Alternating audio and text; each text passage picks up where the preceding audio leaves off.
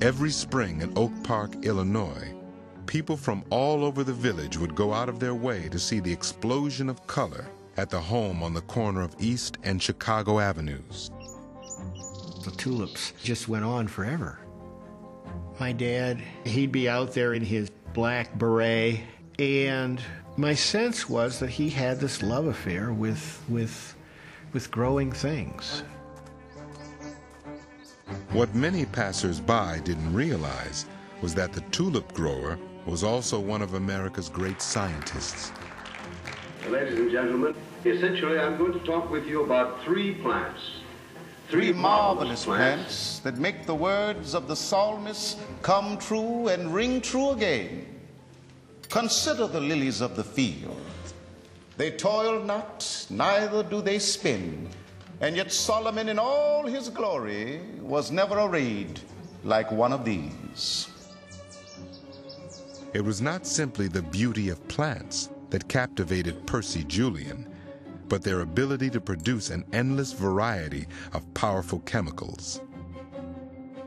In the 1930s, Julian set out to tap what he called the natural laboratories of plants to make a new class of drugs that would help millions of people. Spoiled? Julian fought through extraordinary obstacles to make a place for himself in a profession and a country divided by race. The message from white society is very clear. It's not your achievement or your merit or your accomplishments that matter. It's the color of your skin.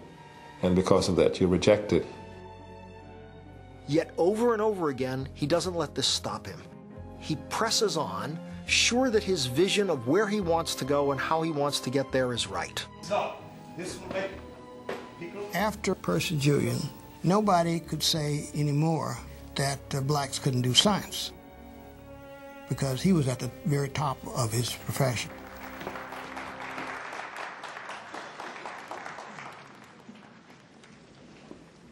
The story I will tell you tonight is a story of wonder and amazement, almost a story of miracles. It is a story of laughter and tears. It is a story of human beings. Therefore, a story of meanness, of stupidity, of kindness and nobility. One beautiful morning, when I was 12 years old, I went berry picking on my grandfather's farm in Alabama. I shall never forget how beautiful life seemed to me that morning. Under the spell of an Alabama forest.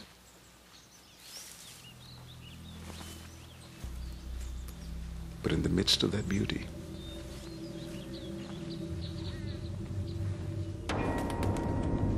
I came across a Negro body hanging from a tree. He had been lynched a few hours earlier.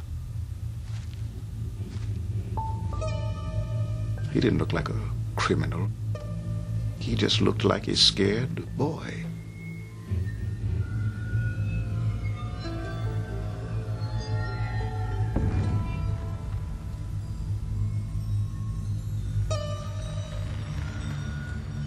On the way back, I encountered and killed a rattlesnake. And for years afterward, every time I saw a white man, I involuntarily saw the contours of a rattlesnake head on his face.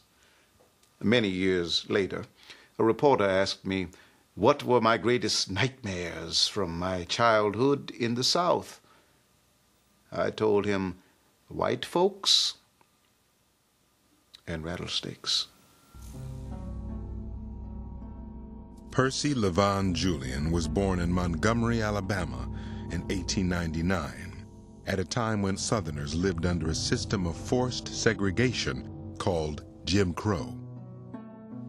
I think the greatest consequence of Jim Crow is fear. You knew if you said the wrong thing, or went in the wrong door, or drank out of the wrong water fountain, that any of those things could lead to your death. To shelter his children from this oppressive atmosphere, Julian's father turned to the world of ideas. Every penny my father could scrape together went into building a wonderful library for his children. for the public library was closed to us. My father created in my imagination brave new worlds to conquer. As a young man, James Julian had been a schoolteacher. His wife Elizabeth was a teacher too. They believed education offered the path to a better life for black people. Show you something. Denied his own chance to go to college, James made it his mission to send his children instead. But it would not be easy. In Montgomery and across most of the South, public schools for black children simply stopped after the 8th grade. The message from white society to black students was that you should have just enough education to be good field hands and good laborers, cooks and maids and so forth. With no high school to attend, Percy Julian completed 2 years at the local teacher training school for Negroes.